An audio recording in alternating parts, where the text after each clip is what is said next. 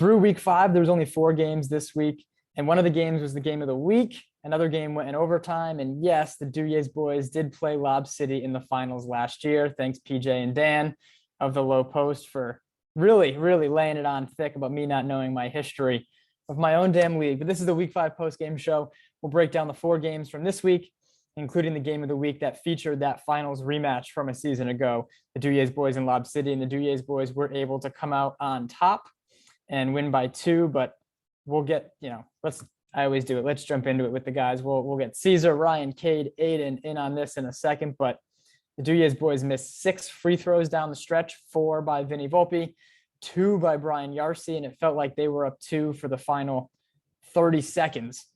They couldn't make their free throws as Lob City was fouling with like under a minute left, and Lob City unable to get a bucket, whether it was Jose Mercado, Colin Burns, and then Greg Holt there at the end had the chance to tie it. A runner felt he got fouled, no call, game over. Duje's boys remain undefeated.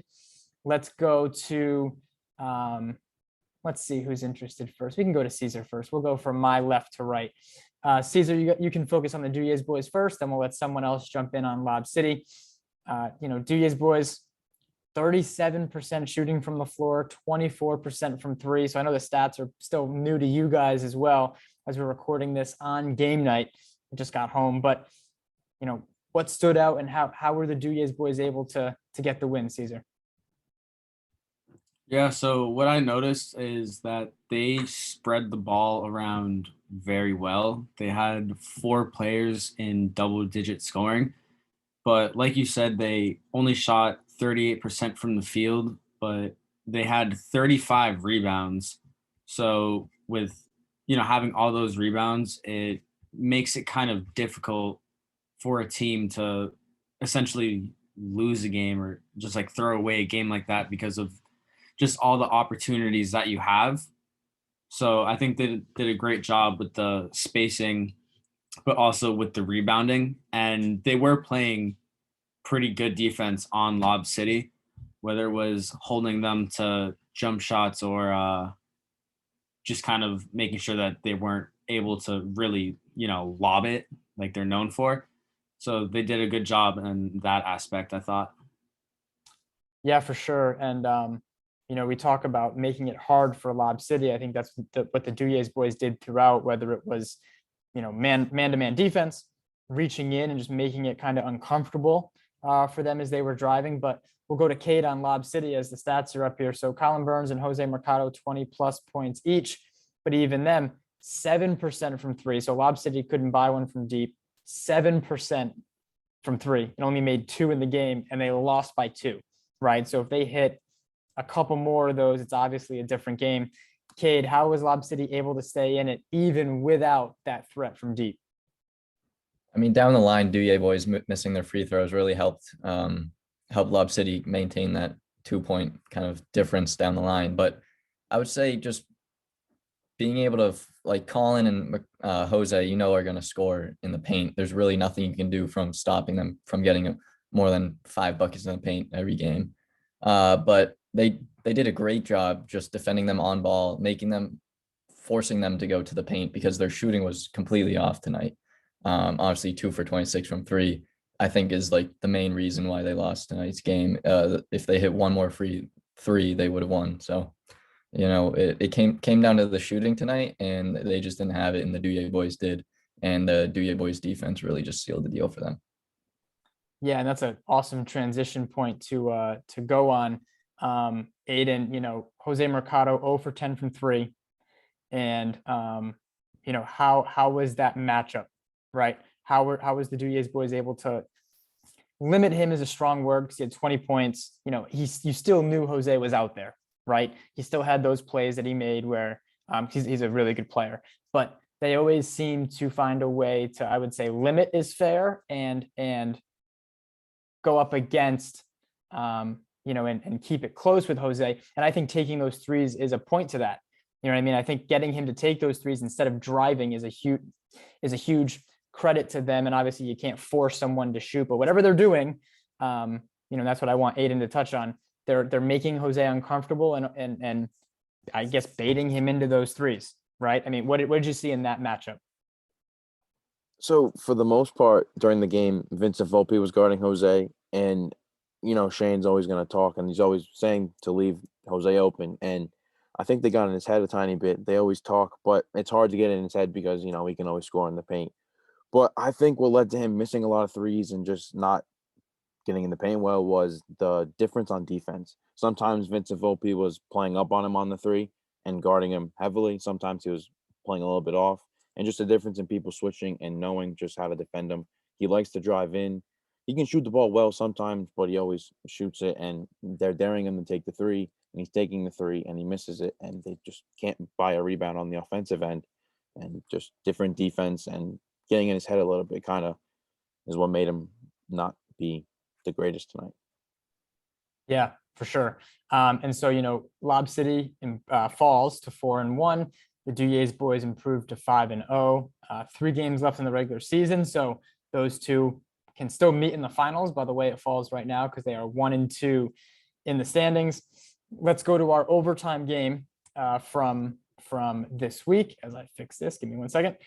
Let's go to our overtime game between Sin City and the Rhode Island Warriors, 2 teams that were 2-2 coming in. It is the Rhode Island Warriors getting the win by 8 as they win and they score, they hold Sin City scoreless in the overtime, 84-76 for the Warriors. We can go to Ryan on this one. I know he was over there, and I know, Aiden caught the end of this one as well. So we'll kind of jump back to him in a second. But Ryan, I think we really want to focus on that fourth quarter.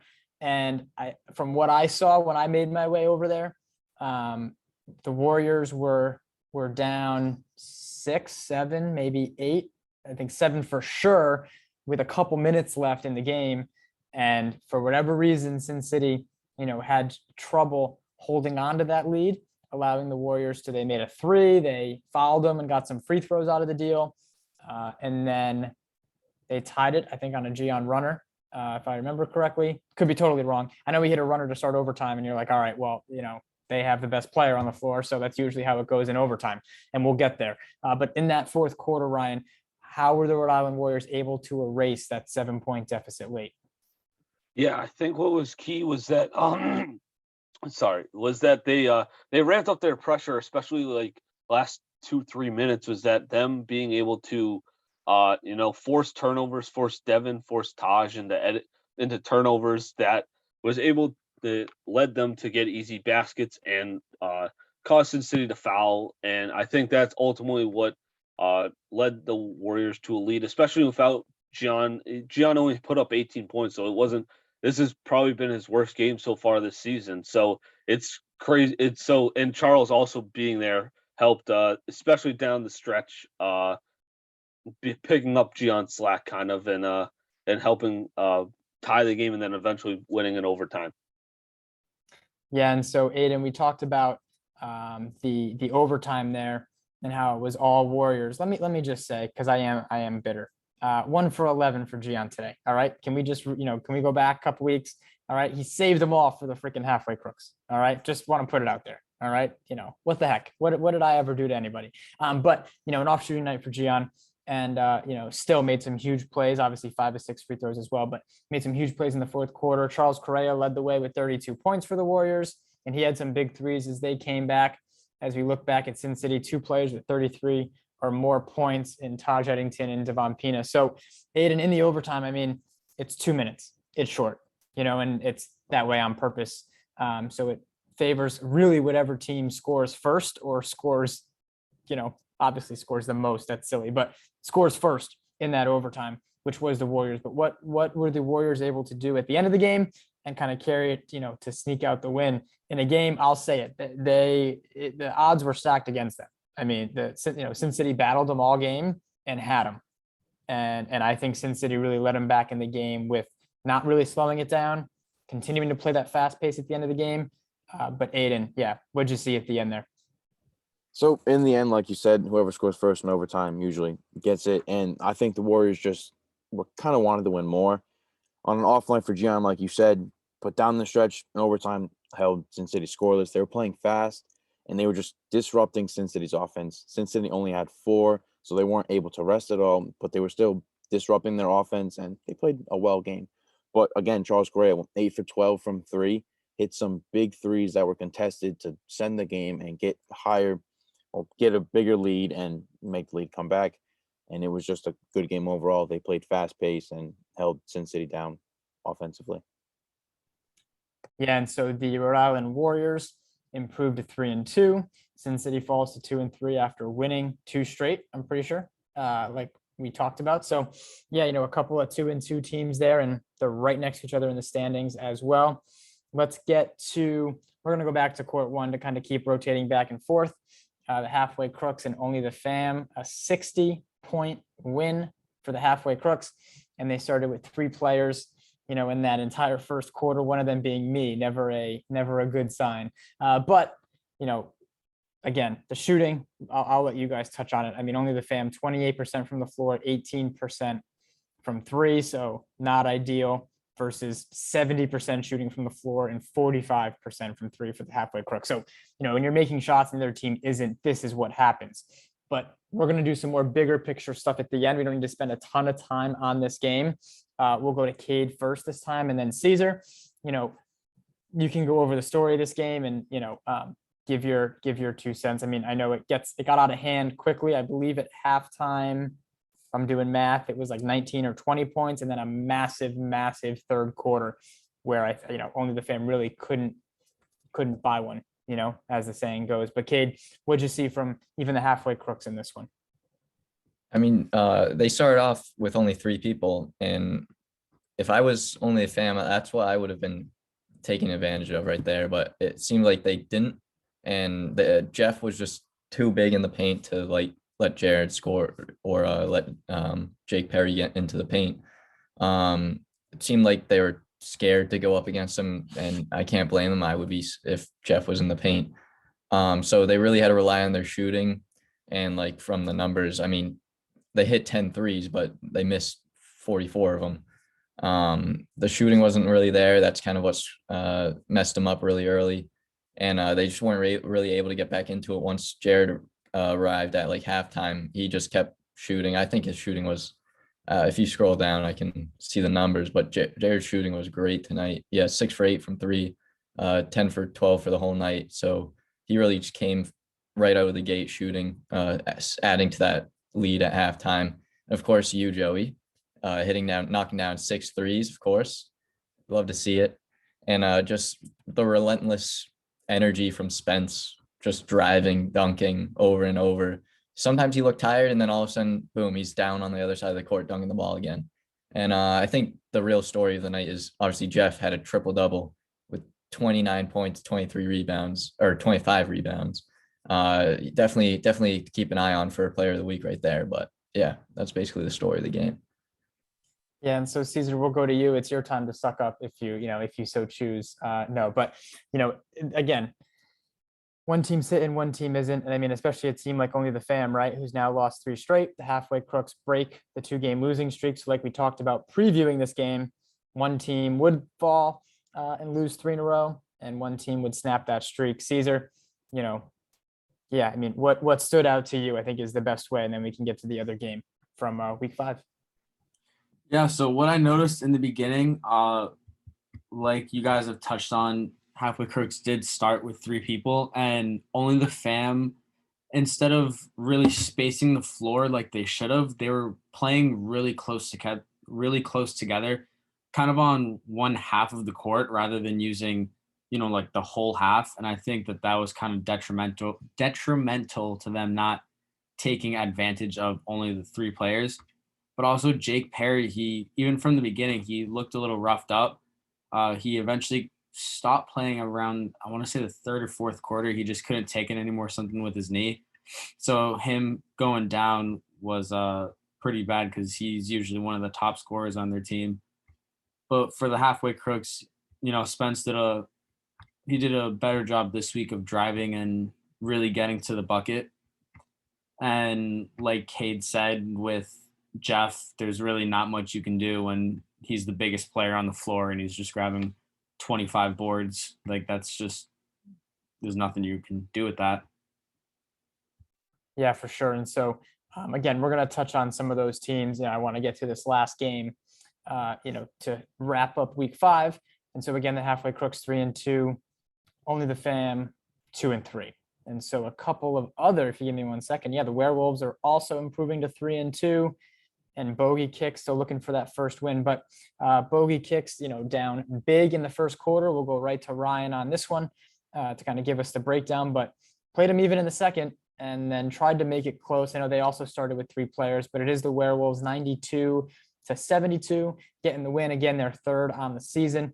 I'm not even I'll let Ryan go through it, but what happened in that first quarter? Was it just them not having enough players?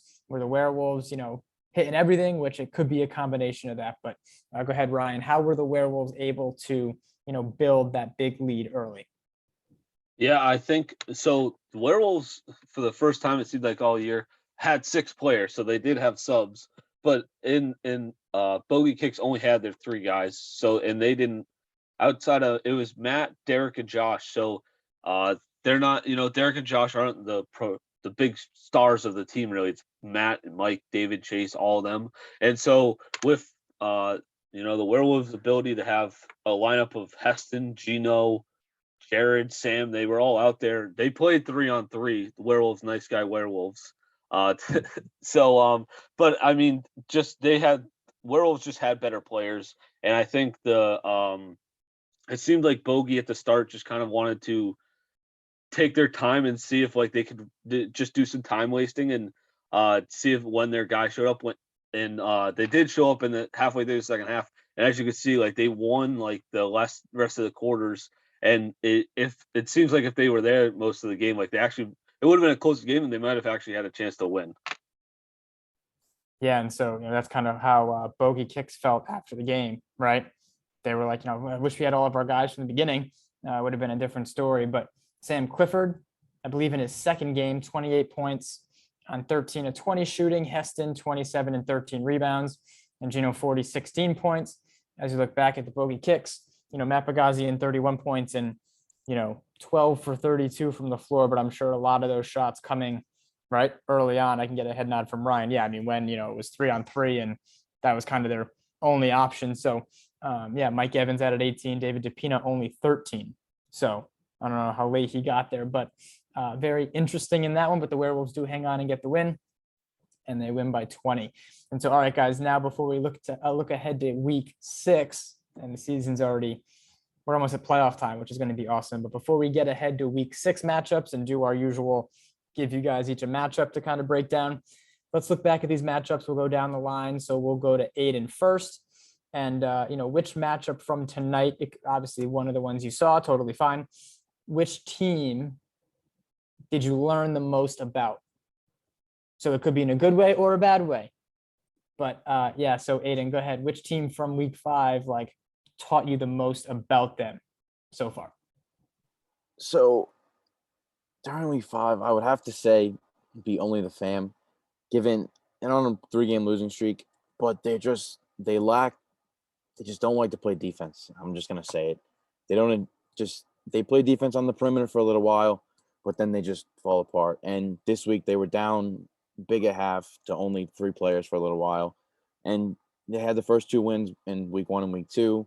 And then on the 3-game skid, they just don't like to play defense. And that's been there for a little while, but it's a bigger learning step now that I've learned more, and they need to fix themselves playing defensively and maybe change some roster moves. They only have 5 players, but they just need to be more physical and actually look like they want to play and win out there and just play defense. That's really it. Yeah, so, they all were, upset about their power rankings, and it looks like, I know what I'm doing when it comes, standings are one thing. And so respect, right? They won 2 in a row and they took care of business, and, credit to them. But when you play the teams in this league, everybody's like, I want to join that league and, dunk on people. It's like, yep, but then you're going to get teams that really freaking play defense, and it's annoying. And so if you don't play defense back, that's exactly what's going to happen. Yeah, for sure. Let's do Caesar. Which team taught you the most, good or bad, from week 5? I would say I kind of learned a lot about Duje's boys. Obviously, they were in the finals last season, but I never saw them last season. So, this is my first time really seeing them go on like a little run, and they're a gritty team. They're a really good team, and they weren't as big as Lob City, but the way that they play, they fly high too, and they're they're legit. They're a legit team. They're a really well put together team. So I think the way that they won the game today, despite the free throws at the end, other than that, the way that they won, it was a pretty convincing win for them. Hello. Yeah, for sure. And, big win and a big, much anticipated game. And that's, says a lot about them, and how they can be versatile in that sense. We'll save Ryan for last. I know he's going to have the best answer anyway. Let's do Cade. What team, did you learn the most about? I mean, without being Duje boys, because obviously watching them beat the Lob City, I would probably be halfway Crooks with only 4 players, kind of their backs against the wall with 2 losses in a row, facing another team with 2 losses in a row. You got nothing to lose almost at this point, or you got a lot to lose. But with your backs against the wall, being able to stand strong and get your win, it kind of shows a lot about these guys. And just like the chemistry, they were always talking on the floor, always knowing where the ball was going. I saw Spence and Jeff always talking when they're running down. I was doing the Snapchat highlights, so I was kind of courtside. They were always calling out things they were going to do to get that easy bucket for Jeff or get a nice layup for Spence. But yeah, watching them come back from these 2 tough losses in a row, it really just taught me that halfway Crooks are still in this league, and they are still to be feared. Don't count them out. Yeah, for sure. And so, we'll see next week. I know the halfway Crooks take on Lob City. We'll get there when we preview week 6 in a second. So that'll be a good test. Hopefully we get Dylan Lincoln back, who a lot of you guys may not have seen before, but he's another bigger body. Not as big as Jeff. Jeff is just one of a kind, but he plays big. And so, having 2, right, bigger guys with Mark and, Jared and myself and Wilbur, and like a lot of the things Spence did tonight as well. I know the podcast gets on him, rightfully so sometimes, just for, he's still adjusting to the league, right, when it comes to his shot. And he hit some today. But a lot more drives. And you saw, I think, even by his field goal percentage, I don't have it in front of me, but a lot more effective tonight for sure than he has been in past weeks because of the way he was playing. And so just to kind of give him his 2 seconds of, credit, which are due. He's going to be an important part to the halfway Crooks, and a lot of other teams know that. And that's why the Duye's boys were like, go ahead, shoot it. Right. Because they know how important of a piece that is. They have like 6 players like that, you know what I mean, that can do all those things that like Spence is trying to do. So they get it. Other teams get it. Trust me. Ryan, what stood out to you? What team? I think it was definitely the Warriors. I think their ability to beat Sin City, being down most of the game and then coming back late in that game and surviving overtime. I think definitely, especially the Warriors, in that not having Gion's best game and everybody else being able to pick up that slack and keep turning over the Sin City and keep working, getting that win. I think that's a 3-game win streak for them. I think they're going to be a tough out, especially in the playoffs. Yeah, for sure. And so let me pull up one of the last things we'll do here is look ahead to week 6, and you guys can see it on your screen. So we will go to, doesn't matter, we'll go to Caesar first. And so we'll just kind of go in order. I was looking at it, a couple options for game of the week. So we'll keep that under wraps. I know we announced it last week, but it's easy when you have a finals rematch, damn it. I don't know how I forgot that, but I'll never live that down. But that's what I was there too, in person. I saw it. So it happens. But Bogy Kicks and the Warriors. Did I say Caesar? Right? Is that what I said? I think. Cool. So in that one, we just touched on the Warriors, but can Bogy Kicks get their first win and kind of even just a key to that matchup, right? And you can make a pick if you'd like. And might as well put you on the spot. But what's a key to that matchup? I think a key to this matchup for Bogy Kicks is it's simple. If the team shows up, on time, they could potentially get their first win because they didn't have a great first quarter, but there was only 3 of them. And then when the whole team showed up, they didn't lose a quarter. So the pieces are starting to connect for them. The buckets are starting to fall. So I think that if the whole team shows up and they play like they played today, that they could have a shot. But with that being said, I'm going to pick the Warriors. Okay. And do you expect Gian to turn it around, I'm assuming? Yeah, he had 18. Not sure off the top of my head, but that sounds like it'd be a season low for him. He was 1 for 11 from 3, and last week you kind of went off, so kind of have to expect a bounce back game. Maybe not as hot as last week, but for sure something more effective from 3 at least than 1 for 11. But I think he'll turn it around. Kind of went off as being kind. Thanks, appreciate it. Only the fam and the Werewolves. So now the Werewolves 3-2 and only the fam 2-3. So here we go, right? And so we will go to, let's throw this one to Ryan. Let's let him have some fun. I know he saw the Werewolves this week at full strength, so we'll give him that. What's a key to that one? And how can only the fam snap the losing streak? And can they against a Werewolves team that's rolling? Yeah, I think for Werewolves, it's just keep the positive vibes going, keep this positive momentum going, in that they're playing really good offense, playing really good defense, and just clamping teams. So, and I think for only the fam, it's now you're going against one of the better defensive teams in the league, and now you're like, this is now like do or die time in that you're 2-3. Like if you win, maybe if you pull out this win, now you are going to be tied with Werewolves. That improves the playoff seeding, and so I think if they are able to play defense, they might be able to hang into it. But I think the Werewolves might just be too much for them. And I wasn't even muted. Perfect. All right. And so we'll skip the Crooks and Lob City. We'll save that one for last because I think that one will have huge implications. Now I just think about it that it's 4-1 versus 3-2. So we'll skip that one. We'll have you guys all make a pick on that one. So get ready.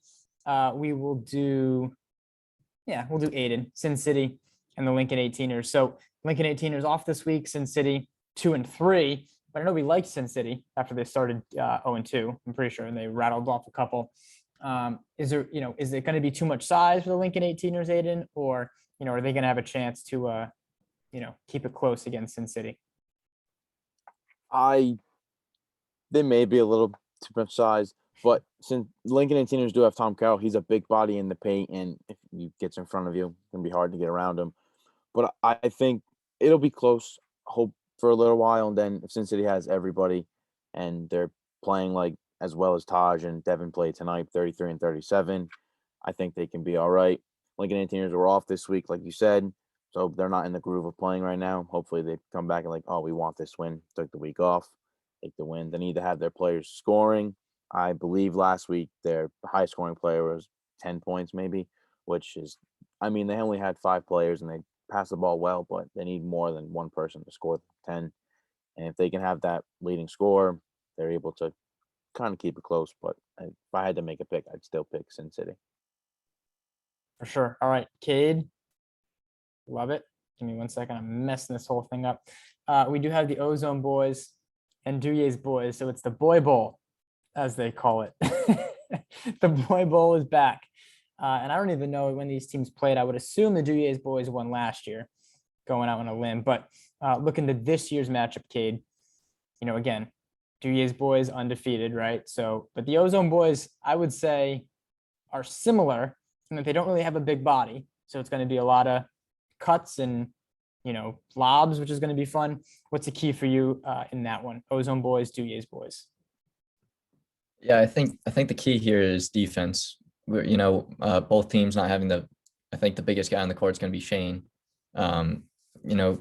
Both kind of missing that big man. It's going to be an interesting game. Probably lots of shooting. I'm guessing. I'm going to pick Duje boys to win. That's who I'm going to pick. It's hard to go against the current Kings right now, but I definitely think Ozone's going to make it tough for them. Paul McGuire always goes off for 20 or more. They got the week off. Maybe they're all resting right now. So I think I think we can expect a battle, but I think Duje boys defense has been too much for everybody so far. And I think it's going to be too much for the Ozone boys this week. All right. And then we'll have you guys go down the row and make picks for this last one. Lob City and the halfway Crooks. Is anybody, we can just make this nice and easy. I think, I mean, we can do a key to the game in a second, but is anybody going to pick against Lob City? Is everyone picking Lob City? It's okay. This is not the time to suck up. It's all right. Because then when you're wrong, it's all good. No, right? Cool.